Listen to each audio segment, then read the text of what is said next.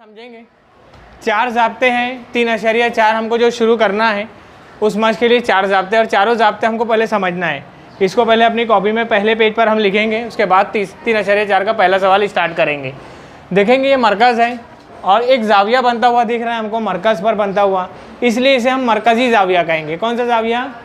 मरकज़ी ज़ाविया। अब यहाँ पर हम जो भी मसला लगाएंगे या ज़ाब्ता लिखेंगे उसमें ये लिखना ज़रूरी है कि मरकज़ी ज़ाविये के मसले से। ये आप अगर ज़ाब्ते के इधर लिखेंगे तो भी चलेगा, मरकज़ी ज़ाविये के मसले से। मरकज़ी ज़ाविये का मसला क्या है? ये ज़ाविया हमको मालूम करने बोला जाएगा। मेज़र एंगल AOB मालूम कीजिए। मेज़र मतलब पैमाइश। मेज़र एंगल AOB बराबर है measure of cos arc AXB। Cos AXB की पैमाइश के बराबर रहेगा। हमको कॉस की पैमाइश दी जाएगी सवाल में कि कॉस AXB 80 दर्जा है, बताइए ज़ाविया AOB कितने दर्जे होगा। तो हम लिखेंगे ये ज़ाब्ता, मेज़र एंगल AOB बराबर है कॉस की पैमाइश के। कॉस 80 दर्जे तो ज़ाविया भी 80 दर्जा, कॉस 50 दर्जे तो ज़ाविया भी 50 दर्जा। ये जो ज़ाविये के सामने कॉस आ रहा है ना, जिसको मैंने मार्किंग किया है, दिख रहा है तुमको, उस कॉस को मकतुआ कॉस बोलते हैं। क्या? कौन सा कॉस? मकतुआ। इधर मैं लिख के बता रहा हूँ आपको, मकतुआ कॉस यानी कता हुआ, यानी ज़ाविये की दोनों जो शुआएं हैं उस कॉस को कता कर रही है। उस ज़ाविये के अंदर जो कॉस आएगा उस कॉस को मकतुआ कॉस कहेंगे। मरकज़ी ज़ाविया अपने मकतुआ कॉस के पैमाइश के बराबर होता है। ठीक है, ये पहला ज़ाब्ता। दूसरा देखो, ये है दायरा। अब आपके अगर कांच की चूड़ी है, उसको अगर हम गिरा देते हैं या गिर जाती है ज़मीन पर, पत्थर पर, और उसके जितने टुकड़े होते हैं, कोई भी टुकड़ा सीधी लाइन नहीं रहता। सीधी लाइन दिखती है उसमें, हर टुकड़ा जो है थोड़ा सी कर्व रहेगा कॉस जैसा, इसलिए दायरे का हर टुकड़ा, हर हिस्सा कॉस कहलाता है।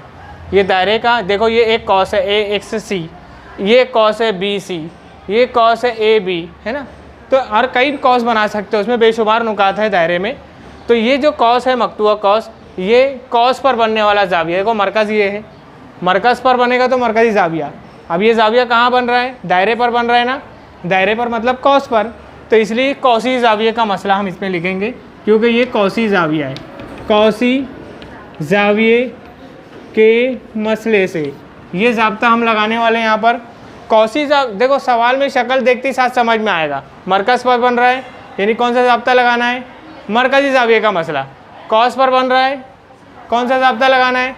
कौसी ज़ाविये का मसला। कौसी ज़ाविये का मसला ये है, ज़ाब्ता ये है, ज़ाविया ABC बराबर होगा 1/2, यहाँ 1/2 लग जाएगा, मेज़र कॉस AXC, अपने मकतुआ कॉस का 1/2 गुना होगा, यानी आधा होगा। ठीक है। अगर दो वित्र, दायरे के अंदर जो लाइन सीधी लाइन है मरकज़ से नहीं गुजरती, ये वित्र है, दो वित्र एक दूसरे को दायरे के बैरून में कता करते हैं, बैरून में जाकर कता करते हैं, तो जो ज़ाविया बनता है उस ज़ाविये के आगे दो मकतुआ कॉस दिख रहा है आपको, एक कॉस है PR और एक AXC। बाद में जो कॉस बनेगा वो बड़ा होगा और पहले जो कॉस बन रहा है वो छोटा है।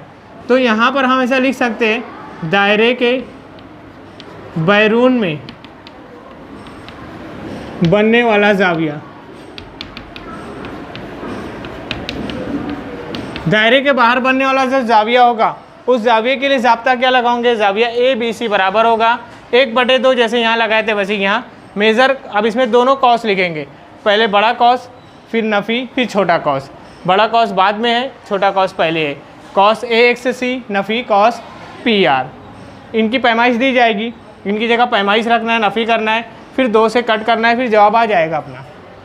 अब देखिए, अगर दो वित्र के ज़रिए दायरे के अंदर ज़ाविया बनता है, मरकज़ पर नहीं बनता है, दायरे के अंदर, मरकज़ के बाहर, दायरे के अंदर बन रहा है, तो उसका मकतुआ कॉस तो सामने दिख रहा है आपको AB, ये ज़ाविया है ना ATB, उसका मकतुआ कॉस AB है।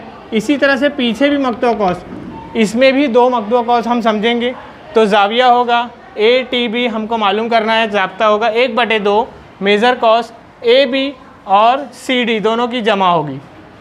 यह क्या है? वित्रों की अंदरूनी तकसीम से बनने वाला ज़ाविया। वित्र है, दायरे के अंदर ही एक दूसरे को तकसीम कर रहे हैं, उससे जो ज़ाविया बनेगा उस ज़ाविये का ज़ाब्ता होगा